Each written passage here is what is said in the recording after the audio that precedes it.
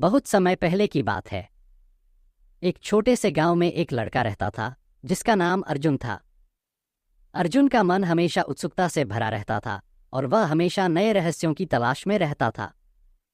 एक दिन गांव के बुजुर्ग ने उसे एक पुरानी कहानी सुनाई। उस कहानी में एक जादुई पेड़ का जिक्र था। यह पेड़ गांव के उत्तर में स्थित घने जंगल के बीचों बीच था। रात के समय अर्जुन को नींद नहीं आई। उसका मन उसी जादुई पेड़ की ओर खींचा चला गया। आखिरकार उसने तय किया कि वह अगली सुबह उस पेड़ की खोज करेगा।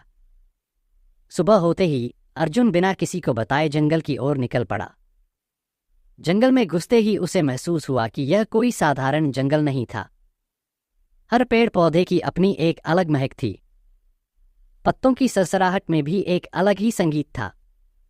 जैसे जैसे वह आगे बढ़ता गया, जंगल और भी घना होता गया। सूरज की रोशनी भी धीरे धीरे धुंधली होती चली गई। अर्जुन को थोड़ी घबराहट होने लगी, लेकिन उसका हौसला बढ़ाने के लिए उसने अपने दिल की सुनी। अचानक उसे दूर से एक अजीब सी चमक दिखाई दी। उसने अपनी चाल तेज कर दी। जब वह उस जगह पर पहुंचा तो उसकी आंखें चकाचौंध हो गईं। वहां एक विशाल चमकीला पेड़ खड़ा था। उसकी शाखाएं आकाश को छू रही थीं और पत्तियां सोने जैसी चमक रही थीं। पेड़ के तने पर चमकीले अक्षरों में कुछ लिखा हुआ था। अर्जुन ने ध्यान से पढ़ा। वहां लिखा था, जो सच्चे दिल से मुझ तक पहुंचता है उसे मैं 3 वरदान दूंगा, परंतु हर वरदान के पीछे एक जिम्मेदारी होगी।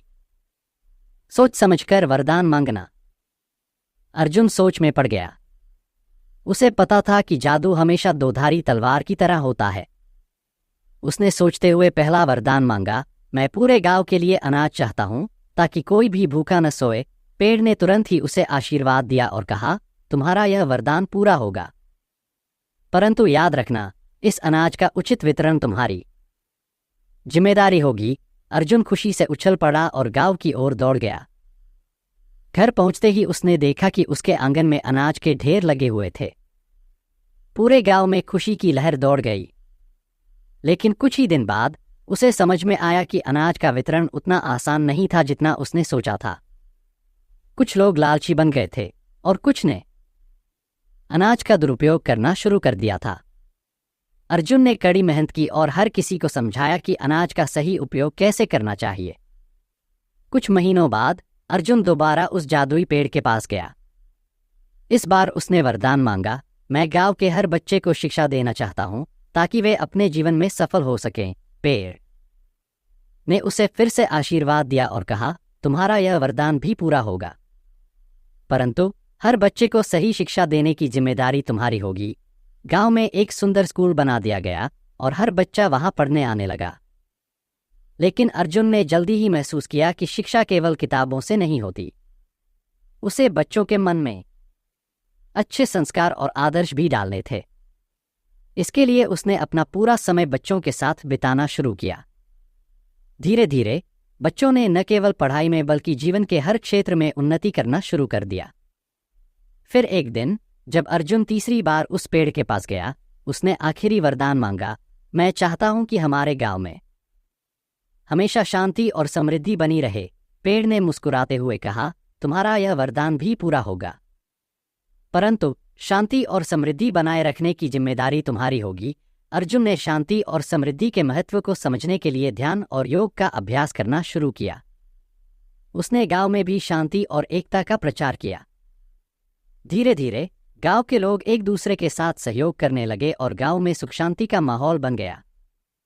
कुछ साल बाद अर्जुन ने जब गांव को समृद्धि और शांति में लिपटा हुआ देखा तो उसकी आत्मा संतुष्ट हो गई।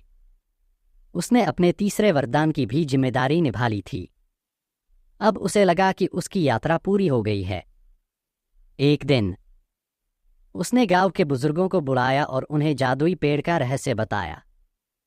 बुजुर्गों ने कहा, अर्जुन, तुमने अपनी बुद्धिमानी और साहस से इस गांव को बदल दिया है। यह पेड़ सिर्फ एक साधन था, असली जादू तो तुम्हारे दिल में था।